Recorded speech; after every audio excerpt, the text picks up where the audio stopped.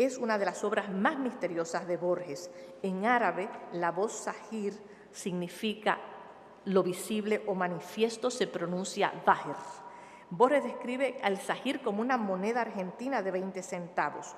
Una cuchilla ha arañado las letras NT y el número 2 en la moneda, pero el narrador no nos dice nada de la otra cara de la moneda, que permanece invisible.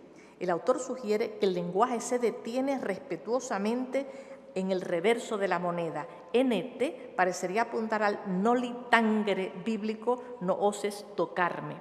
Hay otra pista extraña.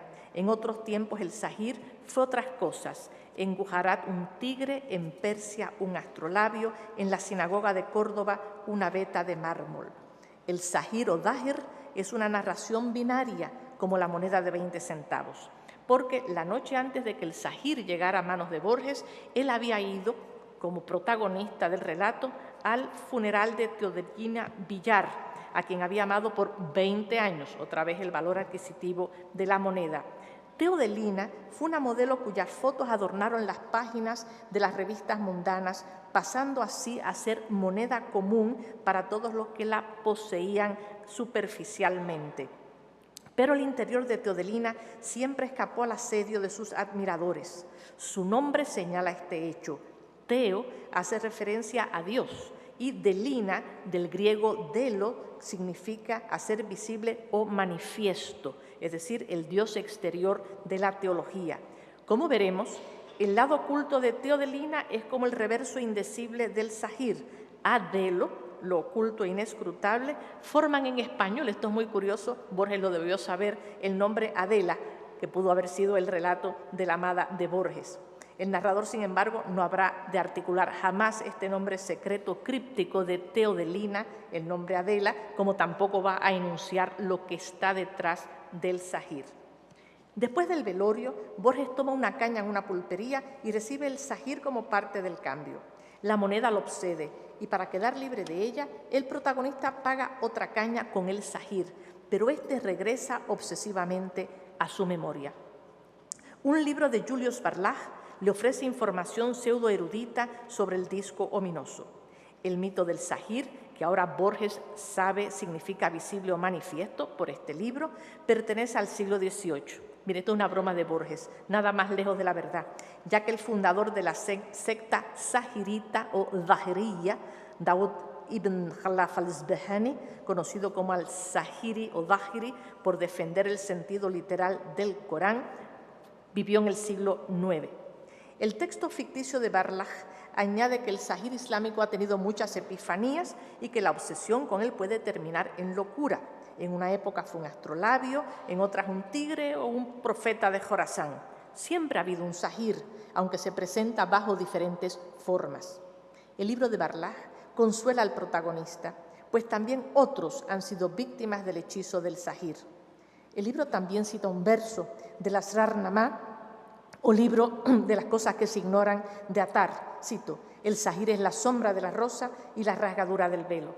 Estos símbolos sufíes apuntan, como adelanté, a la rosa material de sombra que se convierte en la infinita rosa real en el instante en que Dios rasga su velo para el místico. Es interesante que los dos orbes, el sahir y el alef, que es una monedita muy pequeña, tienen muy pocos centímetros, son el símbolo del ojo del alma del extático, gracias al cual su visión deviene sobrenatural. Hundido en sus pensamientos en la Plaza Garay, Borges reflexiona que los sufíes recitan sus propios nombres o los 99 nombres de Dios hasta que el sentido de estas palabras queda anulado. Se trata de una técnica de meditación llamada el dhikr, una mantra melódica que promueve la contemplación al borrar el lenguaje. Aquel que, sumido en este estado, sea capaz de pronunciar el número 100, que permanece oculto, el nombre número 100 de Dios, develará a la deidad, es decir, experimentará el éxtasis más allá de toda cifra verbal. Borges suspira, yo anhelo recorrer esa senda, refiriéndose a la repetición acompasada de las mantras sufíes que borran el lenguaje y, por ende, los distintos rostros simbólicos o manifiestos que ha asumido el sahir verbal, un tigre infinito, una veta de mármol, un astrolabio.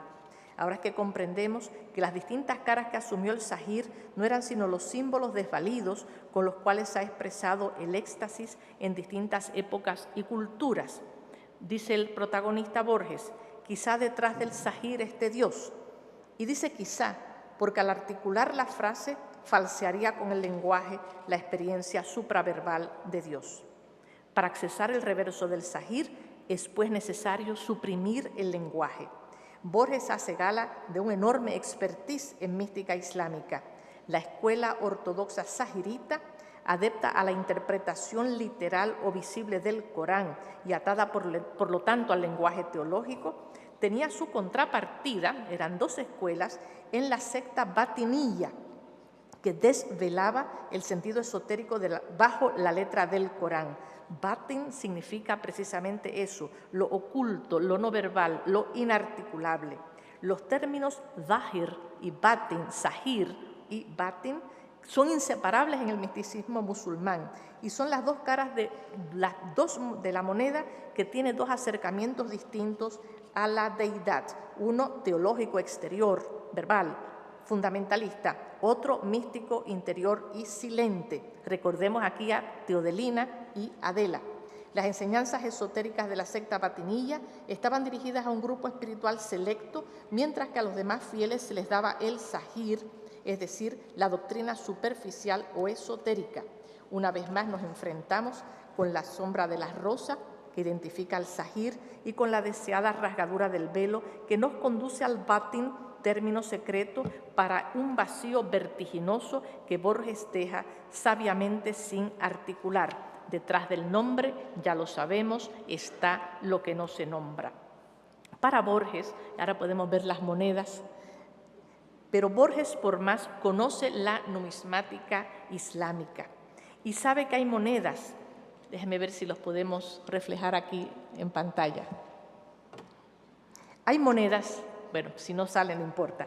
Borges sabe que hay monedas en las cuales, aquí la tenemos, Borges sabía mucho de numismática islámica y sabe que hay monedas que tienen escrito el zahir por un lado y tienen escrito el nombre de Dios por el otro.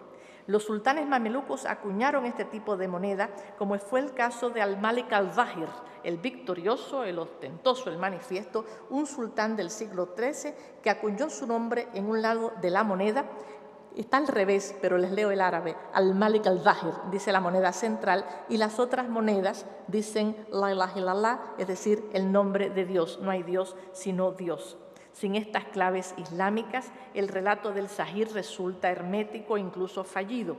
El escritor argentino nos obliga a leer el Zahir como auténticos batiníes, el batin, los iniciados en los misterios de la mística islámica, pues los zahiritas, los zahiríes, apegados al sentido literal y superfluo de la palabra escrita, serán incapaces de penetrar las claves simbólicas orientales de este relato. Para terminar, entonces, Borges ha decidido caminar por el mundo de Ultra Auroram et Ganges.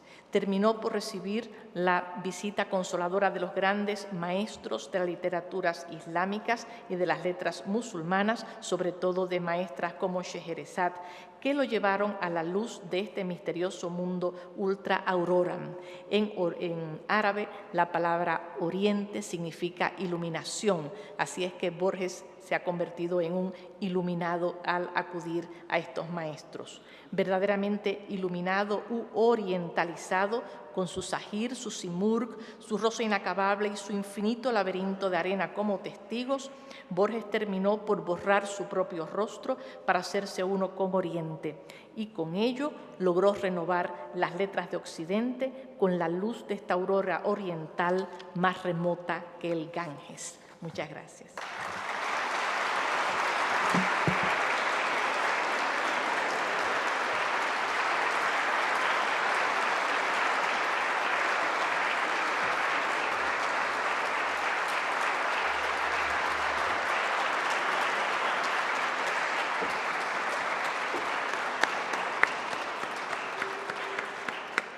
Agradecemos al maestro Julio Ortega por su presentación, a la doctora Luce López Baral y al doctor Arturo Chavarría por esta magnífica conferencia y a todos ustedes su asistencia esta noche. Buenas noches.